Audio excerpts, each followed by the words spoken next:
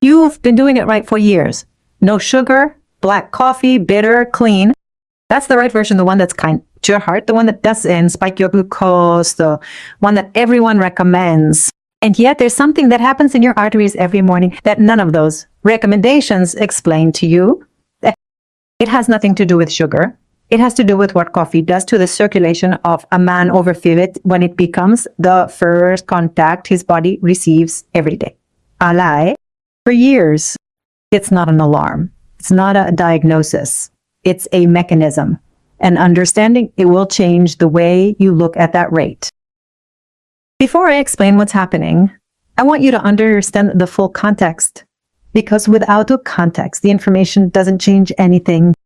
Do you know what it's like to wake up with cold feet, even though the room is at normal temperature? Do you know what it's like to take 20 minutes to feel fully awake? As if your body needed more time than it should.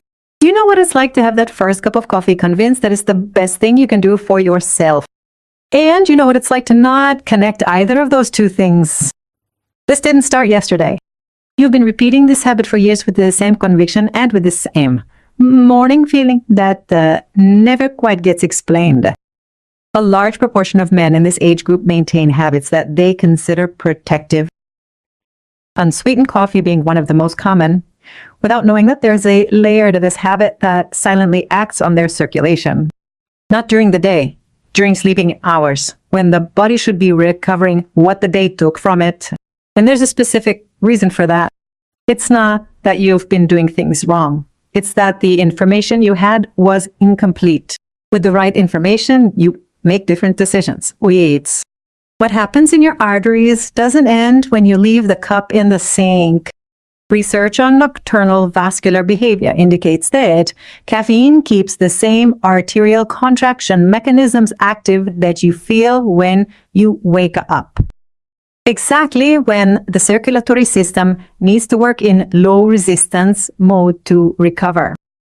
For a man over 50 whose circulation already responds more slowly to changes in demand, that nighttime disturbance arrives in the morning before you even open your eyes.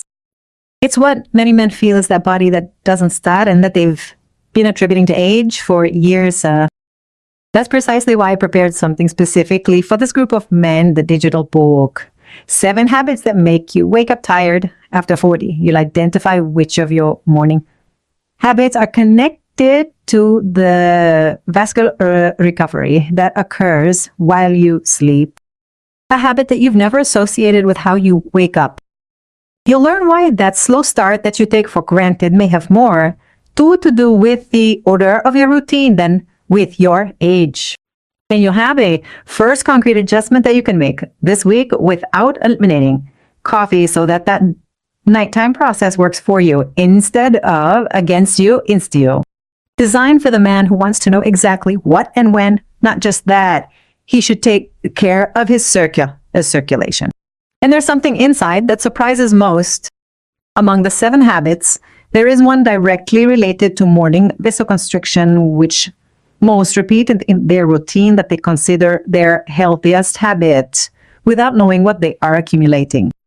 If any of what you just heard sounded familiar, that slow start, that feeling that your body is slow to turn on, the link is in the pinned comment app. That night cycle doesn't wait. The first step is to know which of these habits is yours. You need not resign yourself to feeling this way, nor should you try to understand it alone. That's what we're here for. I'm Carmen Navarro. For over 20 years, I've been researching and sharing scientific studies on men's health to help men make informed decisions.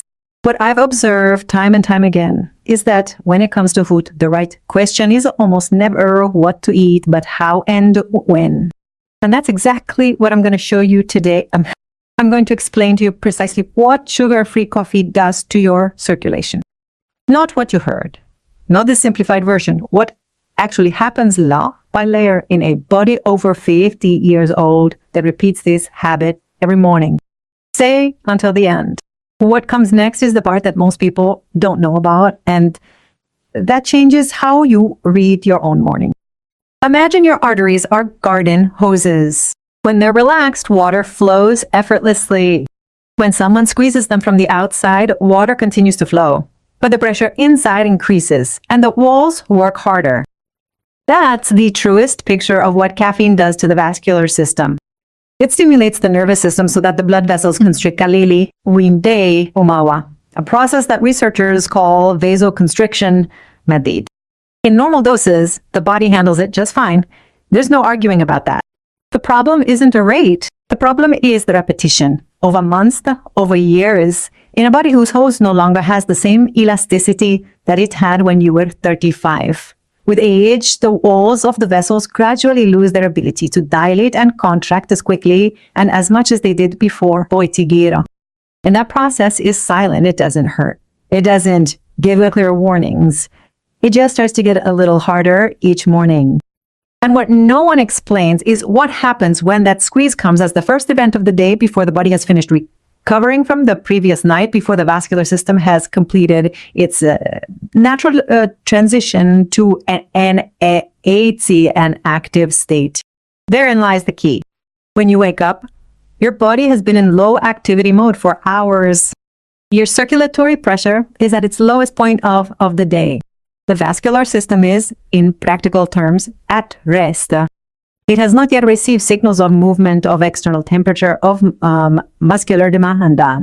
The unsweetened coffee drunk at that first moment introduces a direct vasoconstrictor stimulus into a system that has not yet completed that transition. Research on the morning cardiovascular response indicates that this period is especially sensitive in men over 50, whose arterial elasticity responds more slowly to changes in demand. What many men experience as a slow startup, that slowness in the first few hours, that feeling that the body is not quite warming up, may be related to that mismatch between the demand introduced by the coffee and this, which the circulation can respond. It is not the coffee alone that causes it. It is the coffee at that moment in that body with that accumulated repetition and that nuance from within. That is the most visible effect. But it is not the only one.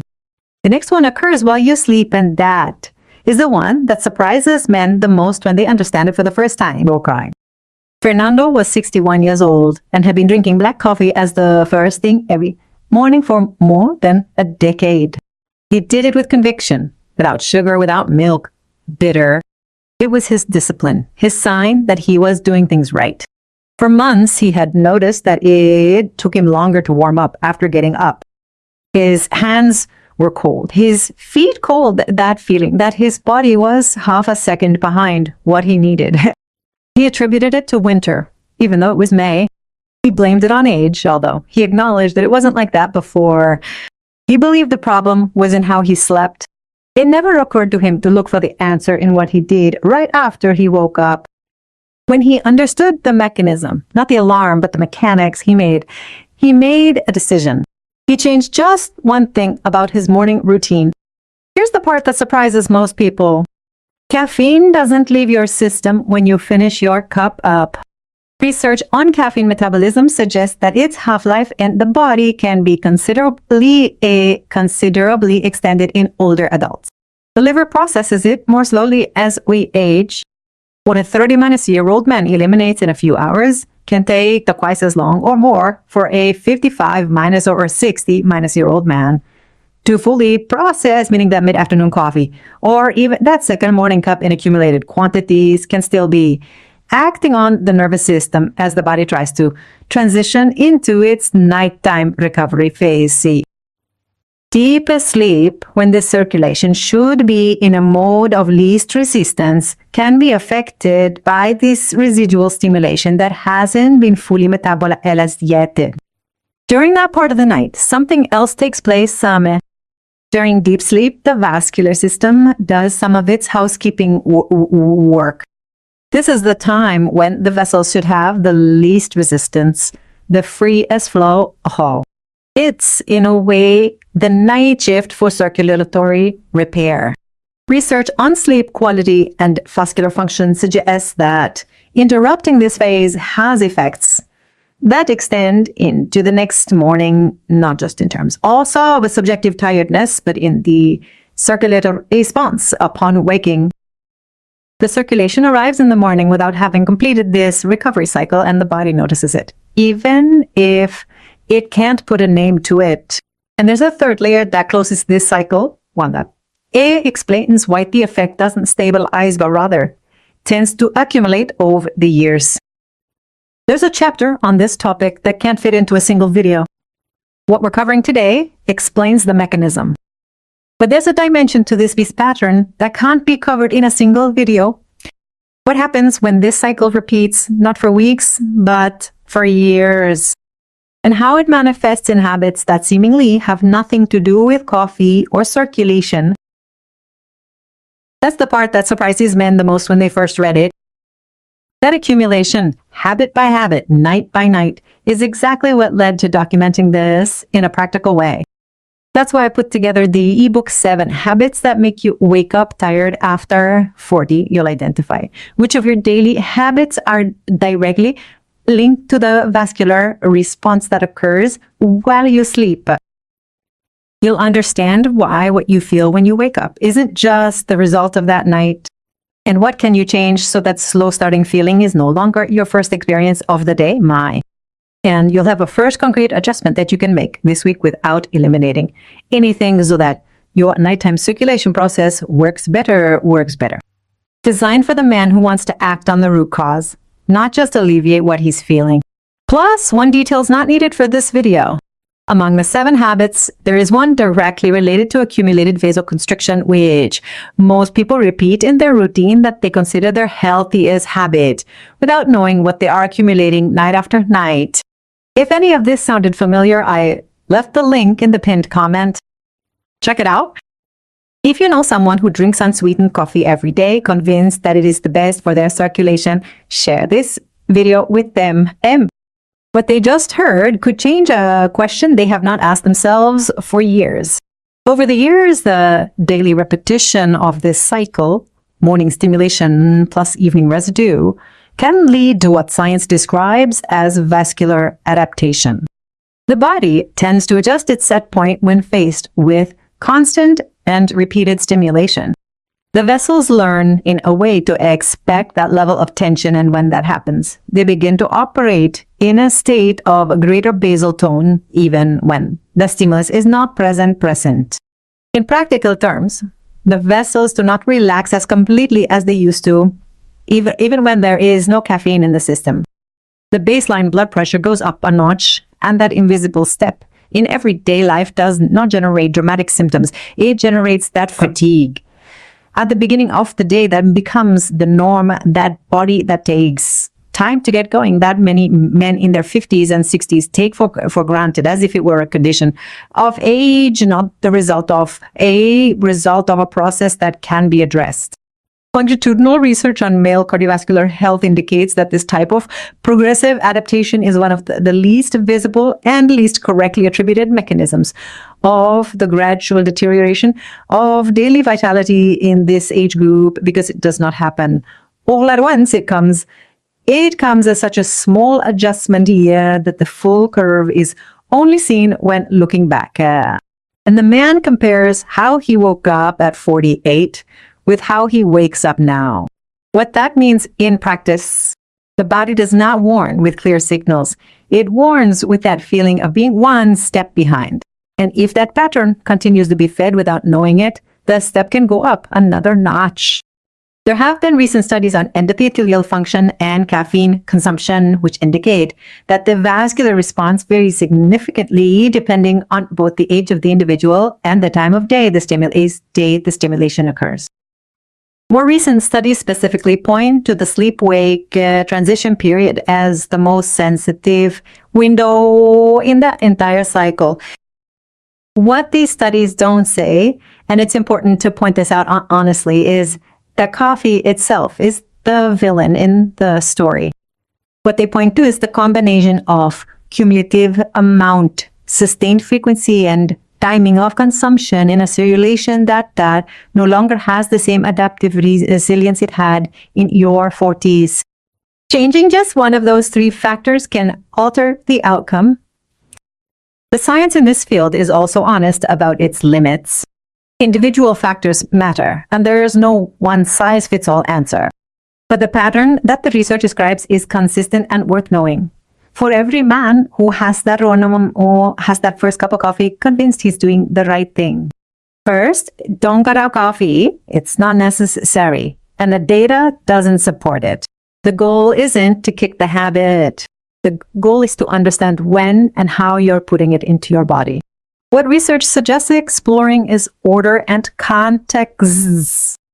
Many men report noticeable differences when they don't make coffee. Their bodies at first contact with the day when they let their circulation activate naturally with movement or hydration before introducing the vasoconstrictor stimulus. The 10 or 15 minute margin may be enough for this vascular transition to occur in better conditions. Second, review the time of day. If mid-afternoon coffee is a part of your routine, it's worth evaluating whether this habit is having a cost on the quality of deep sleep and, therefore, on how you wake up the next day. Not because caffeine is bad at that time in the abstract, but because in a metabolism that already processes it more slowly, the residue can reach the night. Third, if you experience persistent circulatory symptoms, the cold extremities, fatigue that doesn't subside with rest, a feeling of morning heaviness that doesn't improve, talk to your doctor. The information I share is educational. It doesn't replace an individualized clinical evaluation. The information you're receiving is educational. It doesn't replace medical advice. If your symptoms persist, talk to a healthcare professional. Try just one thing for the next 7 days. Don't make coffee your body's first contact with the morning. Make it 15 minutes earlier. Let me know in the comments what you notice by the end of the week. Remember Fernando? He had been drinking coffee as the first thing in the morning for over a decade, convinced that it was the healthiest decision he could make. Once he understood the mechanism, he made a decision. The only change was the order, not the coffee. Several mornings later, he noticed that his wake-up time had shortened. He woke up with less resistance. His hands were no longer cold by the time he got to the kitchen. His body would light up sooner. It wasn't dramatic.